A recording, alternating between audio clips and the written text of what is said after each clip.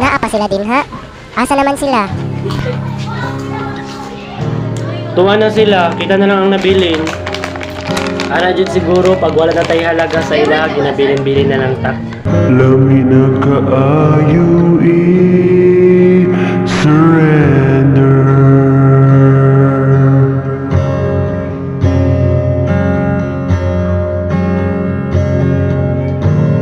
Ana jud pud siguro pag dara na ta sa kalisod, mawala na atong mga friends. Bar mo balik ka na sila kung dara na ta sa kalipay. Balik.